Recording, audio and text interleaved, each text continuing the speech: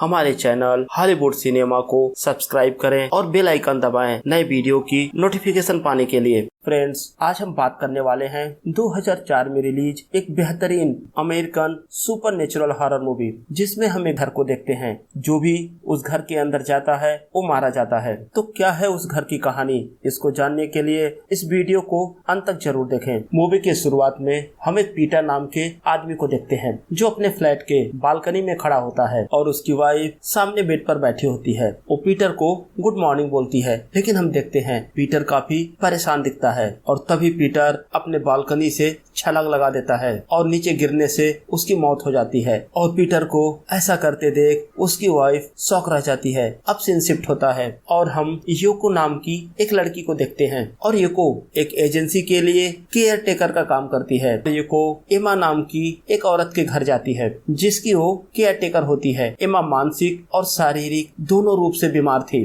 वो चल फिर नहीं सकती थी और इसीलिए वो अक्सर बेड पर ही होती है। योको एमा के घर जाती है और एमा को नहलाकर खाना खिलाकर सुला देती है। उसके बाद योको घर की साफ सफाई में लग जाती है और हम देखते हैं उस पूरे घर में सब तरफ कूड़ा फैला था। लेकिन सबसे आश्चर्यजनक बात ये थी कि उस घर में एमा अकेली रहती थी और वो कहीं आ जा भी नहीं सकती थी। तो पूरे घर में कूड़ा किसने फैलाया? योको सफाई करते हुए अगले कमरे में जाती है और तभी योको को उस कमरे की अटारी से कुछ आवाज आती है। जब वो अटारी को खोलती है तो देखती है अटारी बहुत सालों से बंद पड़ी थी। सब तरफ मकड़ी के जाले लगे थे। वो टॉर्च जलाकर देखने की कोशिश करती है और तभी उसके सामने एक बच्चे का घोस्ट आ जाता है। योको चीखती है और हम देखते हैं वो घोस्ट योको को उस अटारी में खींच लेता है और इसी के साथ सीन शिफ्ट होता है और हम कैरन नाम की एक लड़की को देखते हैं, जो अपने बॉयफ्रेंड डॉग के साथ होती है। कैरन एक मेडिकल स्टूडेंट है जो पार्ट टाइम एक एजेंसी में केयर टेकर का जॉब करती है। जब कैरन अपने ऑफिस जाती है तो उसका मैनेजर एलेक्स उसको बुलाता है और उसको बोलता है योको की एक पेशेंट है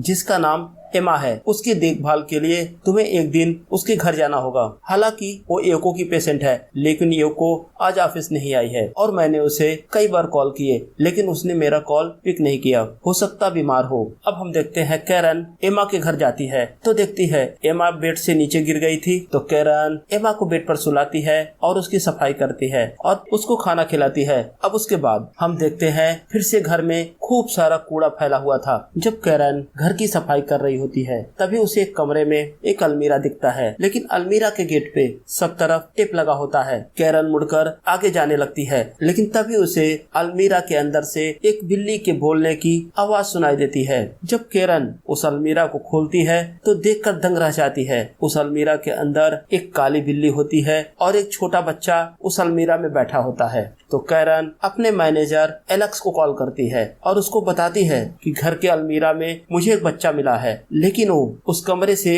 बाहर नहीं आ रहा है और वो एलेक्स को वहां आने के लिए बोलती है। और तभी हम एक काले शैडो को देखते हैं जो कैरन के पीछे से होकर एमा के कमरे की तरफ जाती है। और जब दोबारा एमा के कमरे में जाती है तो देखती है एमा किसी से बात कर रही होती है, लेकिन सामने कोई नहीं होता। वो एमा से पूछती है कि आप किससे बातें कर रहे हो और आपको आराम की जरूरत है। वो एमा को बिस्तर पे लिटाती है। तभी हम देखते हैं उस कमरे में एक काला धुआं फैल जाता है और कैरन के सामने एक डिमोनिक चेहरा आ जाता है। अब सीन शिफ्ट होकर पास्ट में चला जाता है और हम एमा को देखते हैं, जो अपने बेटे मैथ्यू, अपनी बेटी सूजन और मैथ्यू की वाइफ जेनिफर के साथ इस घर को पहली बार देखने आई थी, क्योंकि मैथ्यू का हाल ही में प्रमोशन हुआ था और उसे अमेरिका से टोक्यो शिफ्ट कर दिया गया था। वहीं हम देखते हैं जो स्टेट एजेंट उनको एक घर दिखाने के लिए लाया था, वो देखता है कि बाथरूम के बाथटब में पानी भरा होता है। तो उसे लगता है कि ये घर काफी सालों से बंद पड़ा है, तो हो सकता है कोई कूड़ा फंस गया हो।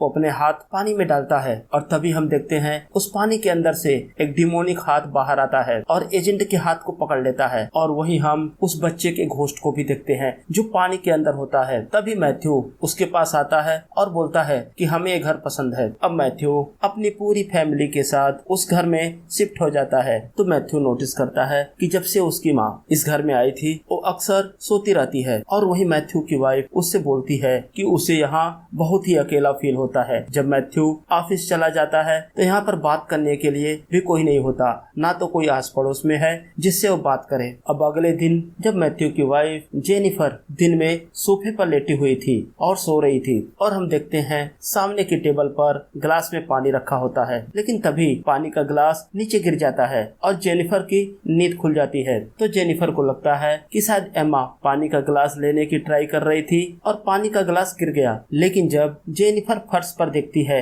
तो वो देखती है कि छोटे छोटे पैरों के निशान। अब जेनिफर पैरों के निशान का पीछा करते हुए आगे जाती है तो जेनिफर को वही बच्चे का घोस्ट दिखता है और अब सीन शिफ्ट होता है। हम देखते हैं रात में मैथ्यू जब अपने ऑफिस से घर वापस आता है तो मैथ्यू देखता है पूरे घर में कूड़ा फैला होता है और घर में अंधेरा भी होता है। वो लाइट जलाता है और अपने कमरे में जाता है तो देखता है जेनिफर बेड पर लेटी होती है लेकिन काफी डरी हुई होती है। मैथ्यू जेनिफर से बात करने की कोशिश करता है लेकिन जेनिफर कुछ भी बोल नहीं पाती। लेकिन तभी हम देखते हैं बेड के नीचे से वही बच्चे का घोस्ट बाहर आता है और मैथ्यू को भी हंट करता है। और अब सीन शिफ्ट होकर प्रेजेंट में आ जाता है और हम देखते हैं कैरन का मैनेजर एलेक्स मैथ्यू के घर आता है क्योंकि दिन में कैरन ने एलेक्स को कॉल करके उस बच्चे के बारे में बताया था। तो एलेक्स देखता है कि कैरन काफी डरी होती है और वही बैठी होती है। अब एलेक्स पुलिस को कॉल करता है। अब पुलिस आ जाती है और एलेक्स से पूछताछ करती है।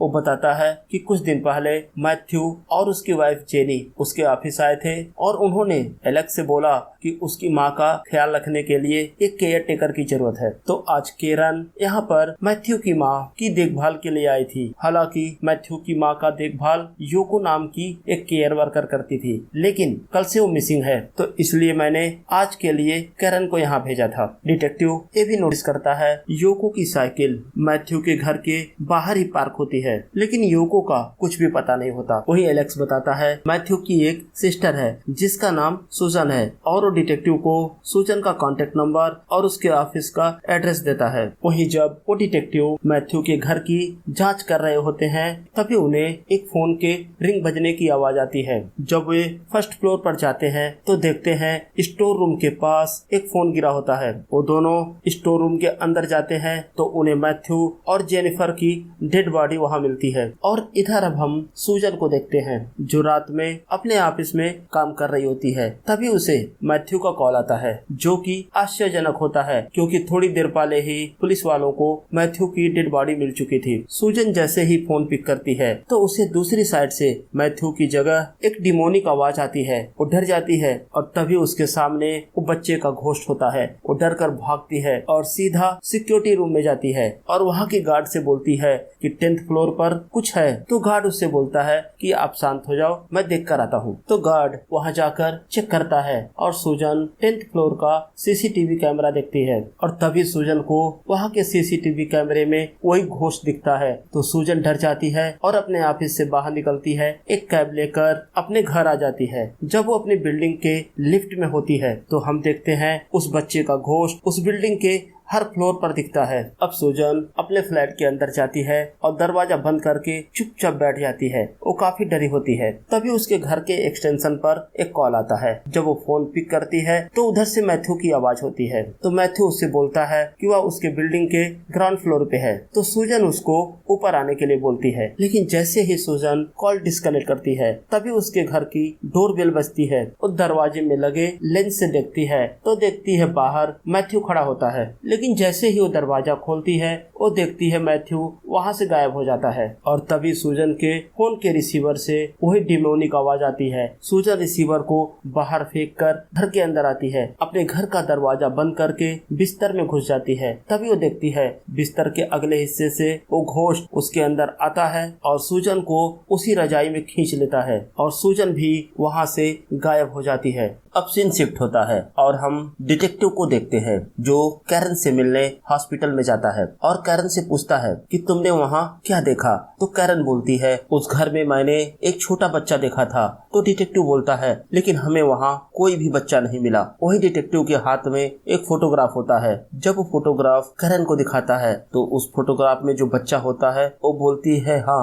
यही बच्चा उस घर में था, लेकिन सबसे आश्चर्य की बात यह है उस बच्चे को किसी ने अलमीरा में बंद कर रखा था। तो डिटेक्टिव पूछता है कि क्या तुमने बच्चे से बात किया था? तो बोलती हाँ, मैंने उससे नाम पूछा तो उसने अपना नाम बताया तो ओसियो। तभी डिटेक्टिव का जूनियर आ जाता है और उसको बताता है कि मैं मैथ्यू की सिस्टर सूजन के घर गया था, लेकिन सूजन हमें वहाँ नहीं मिली। लेकिन एक आश्चर्य की बात है, सूजन का कमरा अंदर से लॉक था, लेकिन जब हम लोग ताला तोड़कर उस कमरे के अंदर गए तो कमरे के अंदर हमें कोई भी नहीं मिला। तो सीनियर डिटेक्टिव बोलता है कि ठीक है, तुम सूजन के ऑफिस का सीसीटीवी फुटेज लेकर आओ। वहीं जूनियर डिटेक्टिव उसे बताता है कि 3 साल पहले उस घर में जो हादसा हुआ था उसके बाद ये पहला परिवार है जो वहाँ रहने के लिए आया। अब सीन शिफ्ट होता है और हम कैरन के मैनेजर एलेक्स को देखते हैं। वो रात में अपनी ऑफिस की सीढ़ियों पर उतर रहा होता है। तभी हम उस बच्चे के घोस्ट को देखते हैं। एलेक्स पीछे मुड़ता है और वो बच्चा गायब हो जाता है। तभी एलेक्स के सामने योको होती है।